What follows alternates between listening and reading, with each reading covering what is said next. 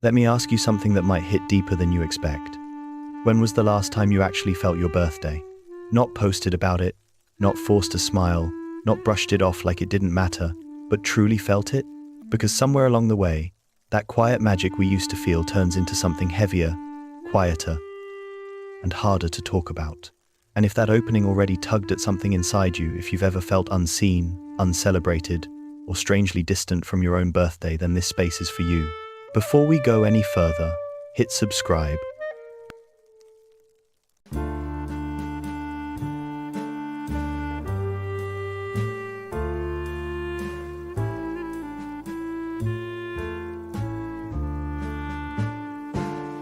Because sometimes the right words arrive at the exact moment you need them most. A place that truly sees you.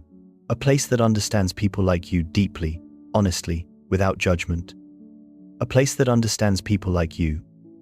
Now, let's talk about why birthdays stop feeling like birthdays, and what it reveals about you in ways most people never notice. Just another sunrise. You wake up, check your phone, see a few notifications, hear a call from someone who still tries, and then you move on.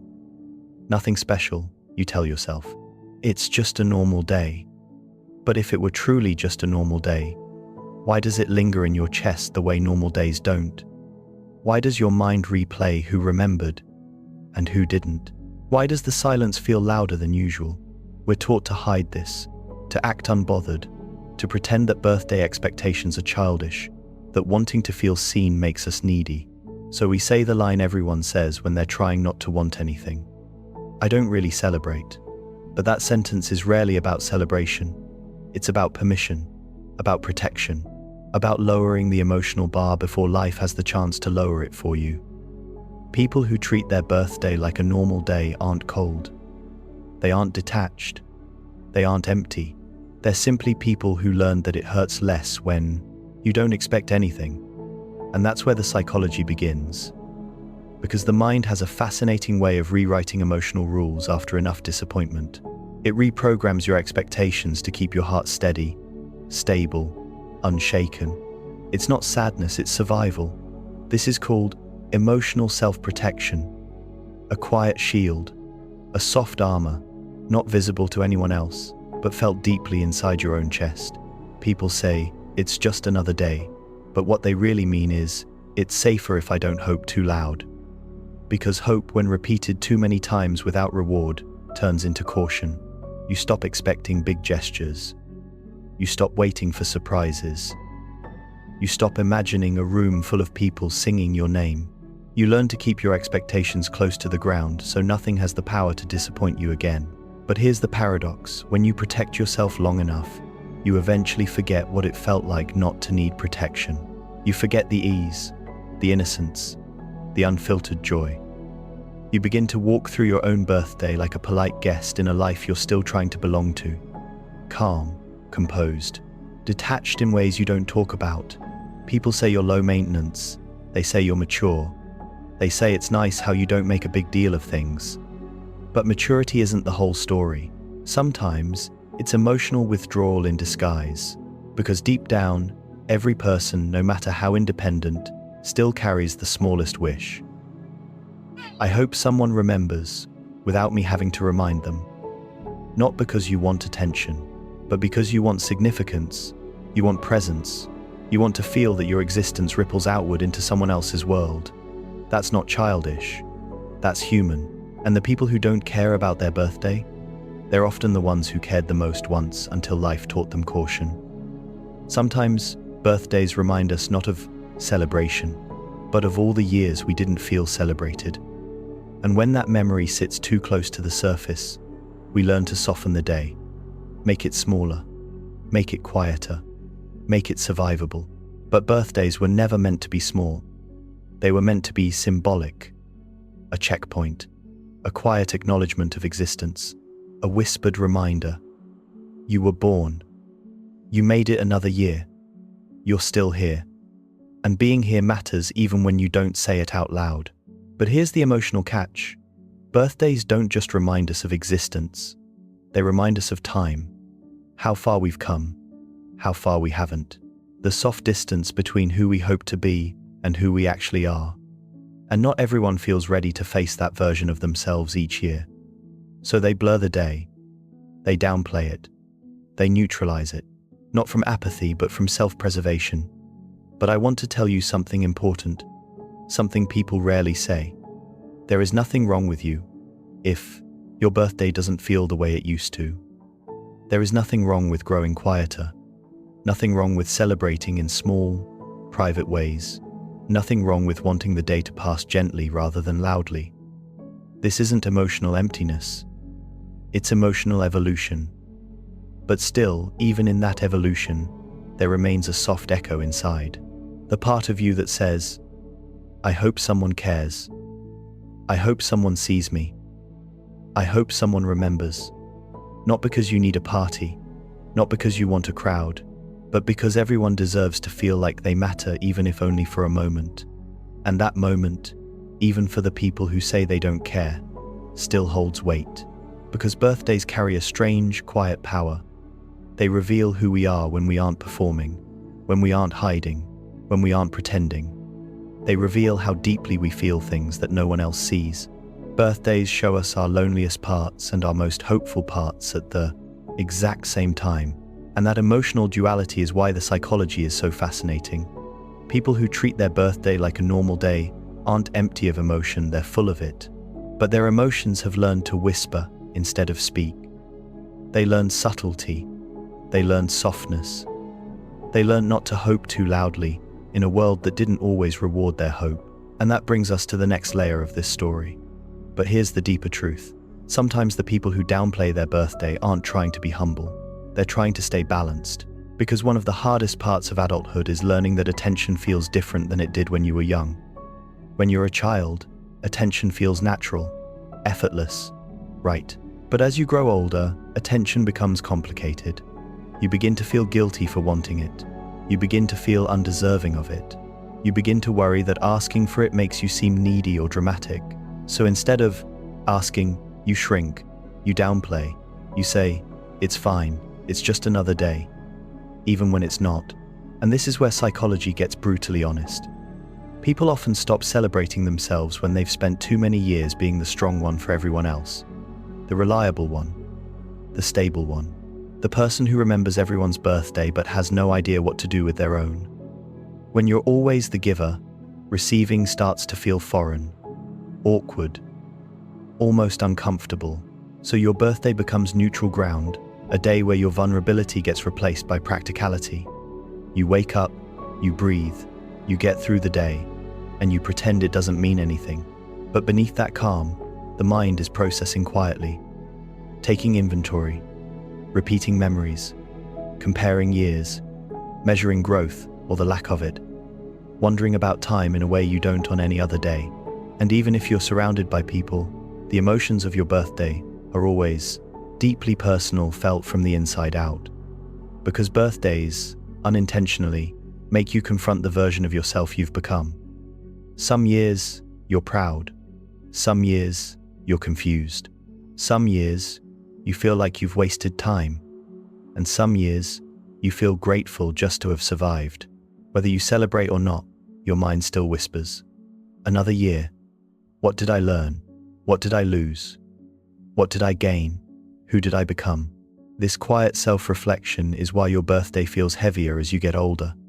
Not bad heavy, just meaningful heavy, human heavy. But here's something important. Just because the day feels heavy doesn't mean it's supposed to feel sad. It means you're alive. It means you're aware. It means you're evolving. And sometimes evolution looks like treating your birthday like any other day. Not because you don't care, but because you care differently now. You care more about the life you're living than the number of people who message you. You care more about who you've become than how loudly someone celebrates you. You care more about peace than attention. And that shift, that quiet, internal recalibration, is what most adults never talk about. We imagine that the people who say, "My birthday isn't a big deal," are simply uninterested. But often, those are the people holding the deepest stories. Stories of disappointments that taught them to lower their expectations. Stories of years when no one showed up even when they hoped someone would. Stories of being the responsible one, the strong one, the one with no space to be fragile. And so they grew into someone who celebrates internally, quietly, privately, someone who learned that joy doesn't need witnesses to be real. But even in that quiet, there's a truth most people never admit. Even the strongest, most independent people, the ones who say they don't like attention, still feel a tiny spark when someone remembers, still feel a soft warmth when someone reaches out without being prompted, still feel something when someone says, "Hey, I'm glad you were born." Because that sentence doesn't celebrate the day. It celebrates the person, and that is what most adults secretly crave. Not parties, not surprises, not big gestures, just sincerity, just acknowledgement, just the feeling of being seen for who they are, not for the performance of a birthday. And here is where psychology becomes beautifully human. No matter how emotionally independent you become, you never outgrow your need for connection. You never become too mature to want to matter. That desire doesn't make you weak. It makes you alive, which leads us into something unexpected, something quietly profound. Sometimes people stop celebrating their birthday not because they don't want celebration, but because they don't know how to receive it anymore. They don't know how to let themselves soften. They don't know how to be the center of attention without feeling like an inconvenience. They don't know how to accept love without suspicion or discomfort or guilt. Because being celebrated requires vulnerability. It requires letting people in, letting people close, letting people see you. And for many adults, that level of visibility feels frightening, so they protect themselves by acting indifferent. It's nothing. It's fine. I don't really celebrate. It's just another day. But those sentences often translate to, I don't know how to let myself be cared for. I don't know how to ask for what I want. I don't want to be disappointed again. Your birthday becomes a quiet negotiation between desire and fear, hope and caution, childhood memory and adult reality. And this is where the emotional truth becomes clear. People who treat their birthday like a normal day aren't emotionless. They're layered, they're complex, thoughtful, reflective, self-reliant, cautious, deep. They're people who learn to celebrate life quietly because life taught them to expect quietly. But here's the most powerful part. Even if you treat your birthday like any other day, it still means something. It means you've grown. It means you've survived. It means you're still here despite everything you carried this year. It means your story continued. And there is nothing normal about that. But here's something most people never pause long enough to see. Even when you downplay your birthday, the day still reaches into you in ways ordinary days never do. Maybe it shows up as nostalgia, a memory of balloons, candles, childhood excitement that once came so easily. Maybe it shows up as a quiet ache, the kind that doesn't demand attention, but hums beneath your ribs like a soft, familiar echo. Or maybe it shows up as gratitude, the gentle kind, the kind that doesn't need a celebration to recognize the miracle of still being here. Birthdays have a way of stirring emotions that don't appear during the rest of the year. That's because the day carries symbolism. Not the symbolism of parties or gifts, but the symbolism of existence itself. Birthdays whisper, you lived another chapter. You made it through things you never imagined you would. You are not the same person you were last year. And even if your mind tries to brush it off, your heart still listens. Because deep down, even the people who say they don't care do. Not in the loud, extravagant way. Not in the everyone look at me way. But in the human way. They care about feeling understood. They care about feeling remembered. They care about feeling valued. They care about the meaning behind the day, not the day itself. Because birthdays are never really about age. They are about identity, trajectory, reflection, healing, becoming. And that's why they carry weight even when you try to ignore them. But here's where the psychology gets even more intimate. As you grow older, your birthday becomes less about what others will do for you and more about how you choose to show up for yourself.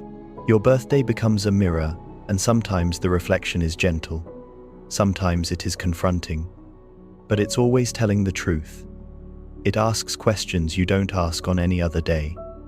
Am I living honestly? Am I aligned with who I want to be? Did I show up for myself this year? Did I grow or did I survive? These questions don't need a celebration. They need acknowledgement, awareness, stillness. And those are things that people who don't care about their birthday often crave in private. They don't want fans. They don't want attention. They don't want a crowd. They want clarity. They want sincerity. They want peace. But even in that peace, there is a truth that can't be ignored. Every human being, even the quietest, most emotionally independent ones, still wants to feel seen in their own language. Some people want surprises. Some want a handwritten message. Some want a call from one specific person. Some want a private moment alone. Some want laughter. Some want silence. Some want a simple, "Hey, I'm glad you're here." The way we receive love looks different for everyone, but the need for it is universal. And your birthday, ironically, is often the one day when the world gets a chance to speak to that need. Even if you're not asking, even if you're pretending it doesn't matter, even if you say you don't celebrate, because behind every "it's just another day" lies a quieter sentence: "I hope someone still thinks of me." And you know what? That doesn't make you weak. It makes you human. Even the strongest people long for a moment of recognition. Even the most self-sufficient souls still need warmth sometimes. Even the most independent hearts want to know they left a small footprint in someone else's life. And here's the beautiful part: recognition doesn't have to be loud to be meaningful. A single text, a simple call, a soft message, a tiny gesture. These small threads of connection can carry more emotional weight than any grand celebration ever could. To people who don't care about their birthday, sincerity matters more than spectacle. Presence matters more than planning. Authenticity matters more than attention. Consistency matters more than surprise. And that brings us to the emotional heart of it all. Treating your birthday like a normal day doesn't mean your life lacks meaning. It means you've learned to find meaning in the days that aren't labeled.